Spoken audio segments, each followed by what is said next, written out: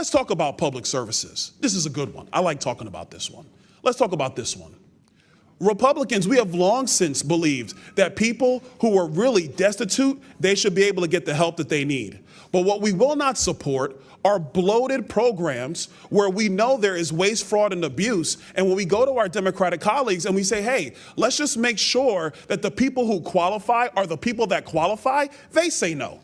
They would rather just have more money go out the door knowing that it's going to people who are not qualified for the programs. That doesn't make any sense. It just doesn't. I heard the talk from my colleague, but again, it was all talk. What was her solutions? Universal health care?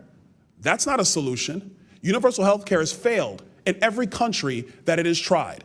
People want to say, oh, but what about Canada? Canada, yes, they have a universal system. You know what they also have? They have a private system layered on top for people who are rich. And then some of their people come to the United States to get the procedures they can't get in Canada. That's not a solution.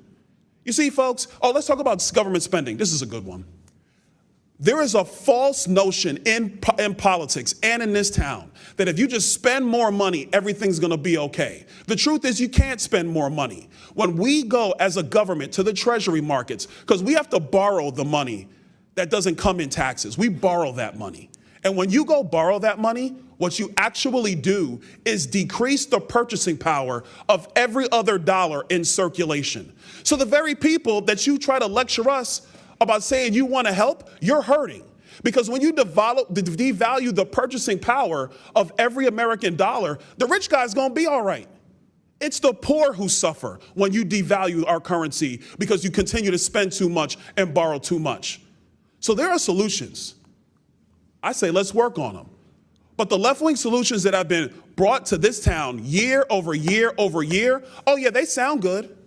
They sound great in TV ads, but they do not work. I yield.